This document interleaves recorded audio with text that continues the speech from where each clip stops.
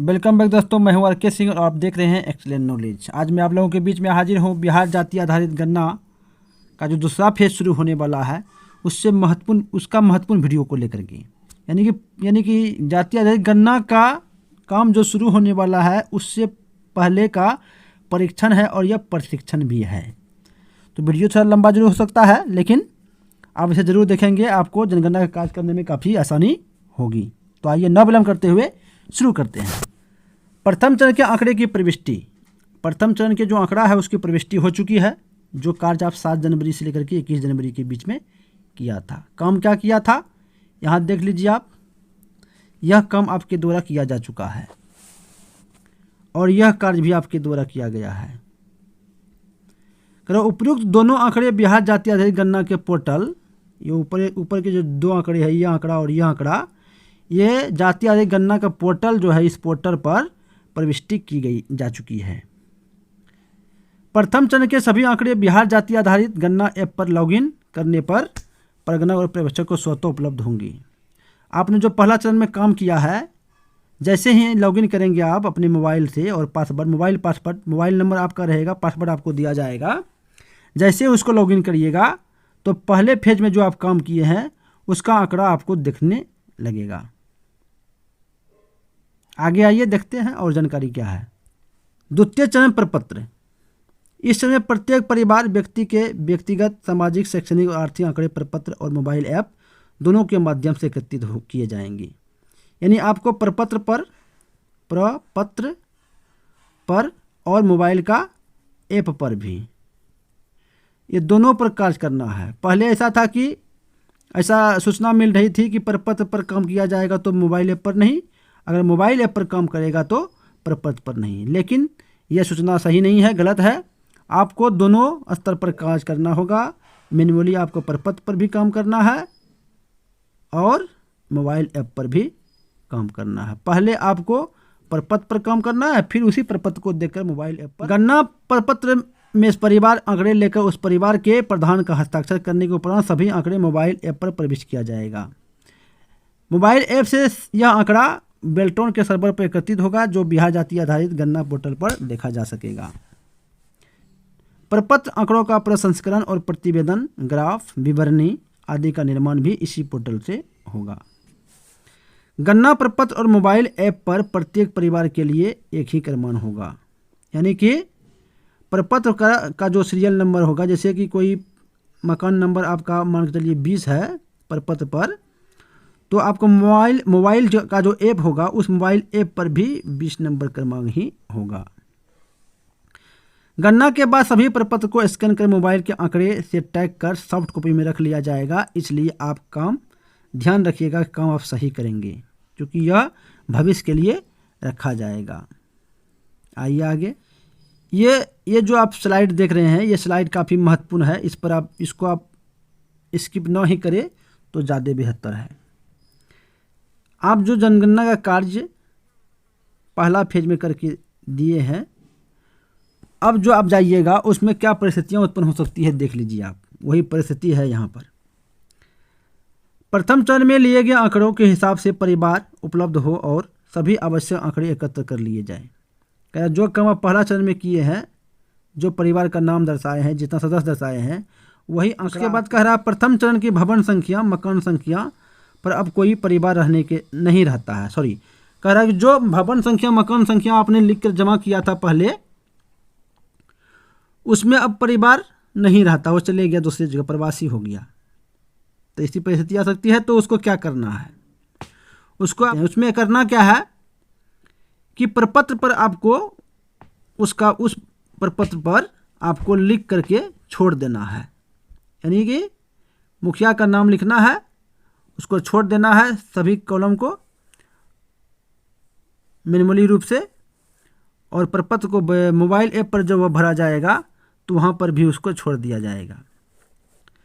प्रथम चरण के परिवार में किसी सदस्य की अगर मृत्यु हो जाती है या कोई प्रवासी हो जाता है, तो ऐसी स्थिति में प्रगणक इसका मैन्युअली उसको भरेंगे, यानी प्रपत्र पर भरेंगे।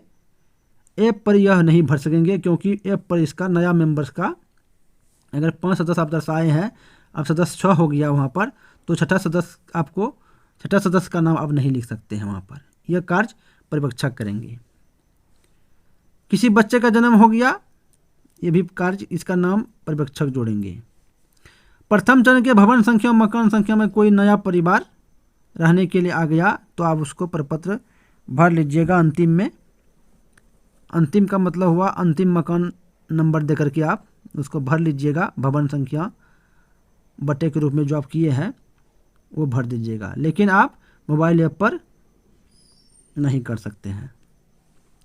प्रथम चरण के बाद कोई नया भवन मकान बन गया हो और उसमें परिवार भी आ गया है तो प्रपत्र पर उसको भरा जाएगा। और समझ लीजिए, यहाँ जो भी परिस्थिति आपको दिखाई दे रहा है, इस परिस्थिति का काम प्रगणक प्रपत्र में करेंगे, प्रपत्र में, किंतु मोबाइल ऐप में पर्यवेक्षक करेंगे। मोबाइल ऐप पर कौन करेंगे? पर्यवेक्षक करेंगे। यह प्रपत्र है, यही प्रपत्र आपको भरना है। इसमें 4 प्रकार के भाग हैं। पहला भाग है लोकेशन का विवरण, जिसको आगे हम देखेंगे इसमें क्या क्या भरना है, और आगे देखेंगे आंकड़ा 2 संकलन किस प्रकार होगा। 3 देखेंगे विकल्प एवं कोड में क्या क्या है। चौथा में है घोषणा परिवार का। ये देखिए पहला भाग जो अभी आप देखे थे फॉर्मेट में, ये वाला, ये पहला भाग, उसमें क्या भरना है, दूसरा में क्या भरना है, तीसरा में क्या भरना है, चौथा में क्या है, इसको बारी बारी से अभी हम देख रहे हैं। आइए देखते हैं। पहला भाग में क्या रहेगा? प्रपत्र संख्या रहेगा और बार कोड रहेगा।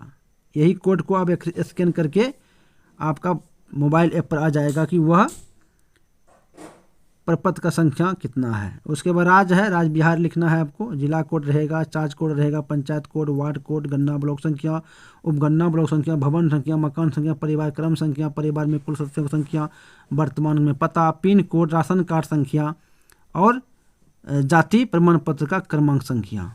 इतना वो लोकेशन 1 में, यानी 1 लोकेशन विवरण में इतना चीज़ रहेगा, इतना चीज़ आपको भरना है। दूसरा नंबर आंकड़ा का संकलन। देखिए आंकड़ा में संकलन यानी 17 कॉलम जो रहेगा, 17 कॉलम में पहला कॉलम में रहेगा परिवार सदस्य का पूरा नाम, दूसरा में रहेगा पति पिता का नाम,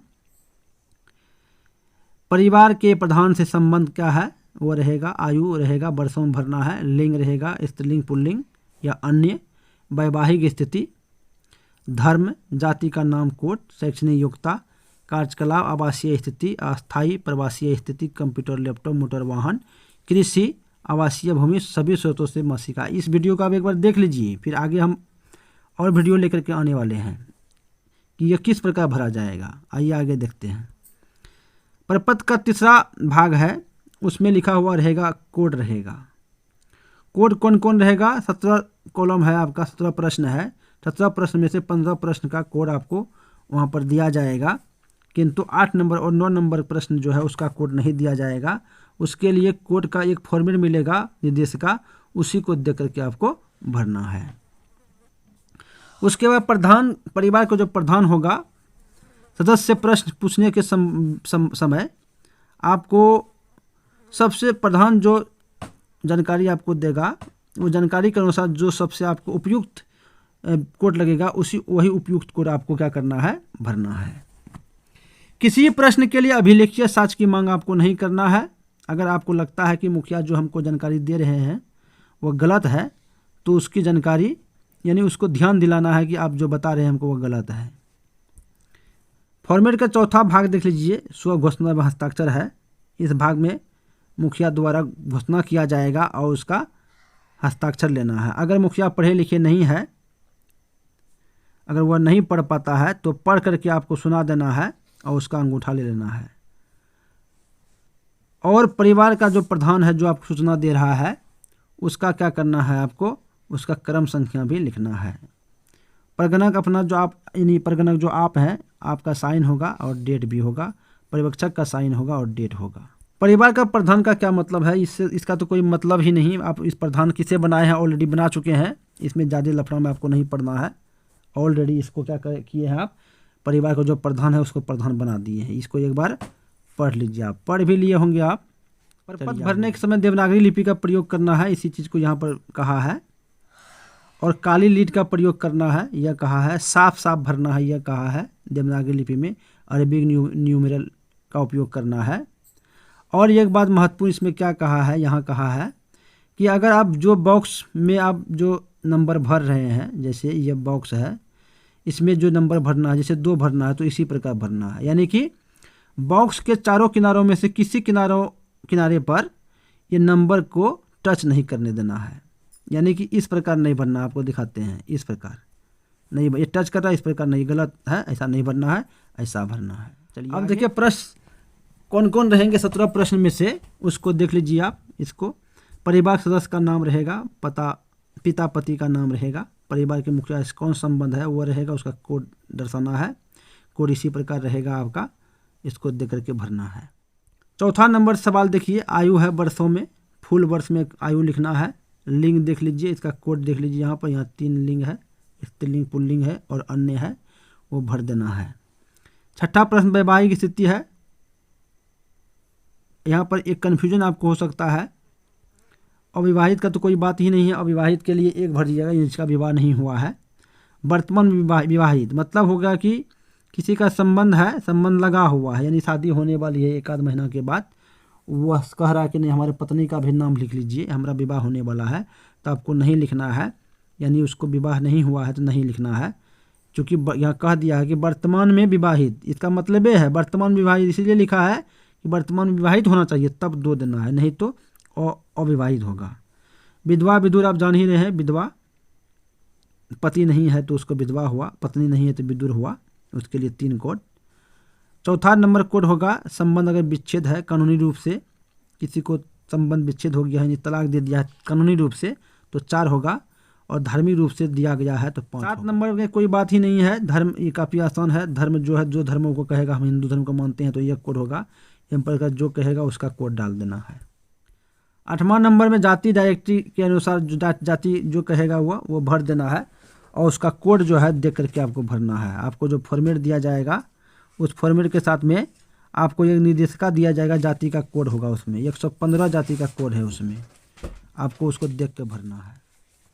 9 नंबर में शैक्षणिक योग्यता है, उसका भी विकल्प जो है कोड जो है आपको दिया जाएगा, उसको देख के भरना है।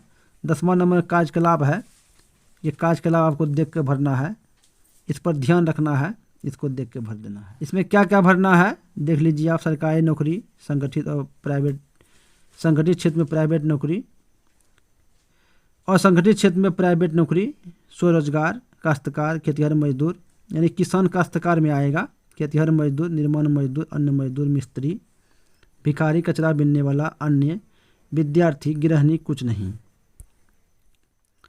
प्रश्न नंबर आप 11 देख लीजिए, मकान किस प्रकार का है, उसका पक्का है और 2 कमरा वाला है तो 1 भरना है कोड में, पक्का 1 कमरा वाला है तो 2 भरना है, खपरेल टीन छत का है तो 3 भरना है, झोपड़ी है तो 4, आवासहीन है तो 5।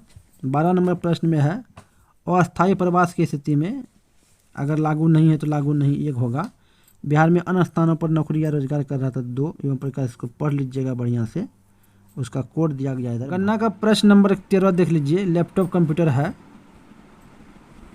और इंटरनेट के साथ है तो 1, अगर है इंटरनेट के बिना है तो 2, अगर नहीं है तो 3। 14 नंबर प्रश्न देखिए, मोटर यान के बारे में दिया गया है, यहाँ पर 2 पहिया, 3 पहिया, 4 पहिया, ट्रैक्टर, 6 पहिया, उससे अधिक कुछ नहीं, तो इसको इसी हिसाब से आपका इसका कोड दिया गया है, इसको देख के आप भरिएगा। प्रश्न नंबर 15, कृषि भूमि जितना बताएगा मुखिया कि मेरे नाम से इतना ज़मीन है, मेरी पत्नी के नाम से इतना ज़मीन है, बच्चों के नाम से इतना ज़मीन है, जितना बताएगा उसका कोड यहाँ दिया गया है, उसके हिसाब से आपको लिखना है। गन्ना के प्रश्न 16 देख लीजिए, भूमिहीन के लिए 1, 5 डिसमल तक 2, 10 डिसमल तक 5 से 10 तक 3, इसी प्रकार यहाँ दिया गया है, उसका कोड दिया गया है, इसको देख करके आप भरेंगे प्रपत्र में। 17 नंबर देख लीजिए प्रश्न, कार्यकलाप कोड 1 से 12 तक के लिए यहाँ से भरा जाएगा ये वाला, और 13, 14, 15 के लिए 8 भरा जाएगा। जिसका कार्यकलाप का कोड 13 हो गया है, 13 या 14 या 15, तो उसके लिए 8 भरना, उसके लिए कोड लागू होगा 17 में। 13 नंबर में गृहिणी है, विद्यार्थी है, और क्या है गृहिणी है, विद्यार्थी है और ऐसा कोई है जो उसके पास में आमदनी का कोई सोर्स नहीं है तो उसके लिए 8 होगा, यानी लागू नहीं होगा। तो ये था प्रपत्र का, प्रपत्र जो हमको प्रपत्र के संबंध में जो भरे जाने वाली जानकारी है कि कैसे भरा जाना है, इसका मैं संक्षिप्त जानकारी दिया हूँ। चूँकि आप प्रशिक्षण लीजिएगा तो प्रशिक्षण पूरे 1 दिन का होगा, 10 बजे से लेकर 5 बजे तक का, और यही सारी जानकारी उसमें बताया जाएगा। और मोबाइल ऐप कैसे चलाना है, कैसे भरना है, उसके बारे में आपको बताया जाएगा। मोबाइल ऐप के बारे में जो बताया जाएगा मित्रों, मैं उसके लिए अलग वीडियो लाना चाहता हूं और बढ़िया से, ताकि आपको किसी प्रकार की परेशानी ना हो, परेशानी नहीं हो, उसके बारे में मैं जानकारी लेकर आना चाहता हूं। यानी मोबाइल ऐप पर किस प्रकार काम किया जाएगा, इसमें किसी प्रकार की आपको समझने में दिक्कत है तो मैं अपना मोबाइल नंबर यहाँ आपको दे रहा हूँ। आप इस मोबाइल नंबर व्हाट्सएप करेंगे पहले और मैं आपसे संपर्क कर लूँगा जब मैं फ्री रहूँगा। तो मोबाइल नंबर मेरा 9931219991, यानी 9931219991। मिलते हैं नेक्स्ट वीडियो में, तब तक के लिए जय हिंद, जय भारत, वंदे मातरम।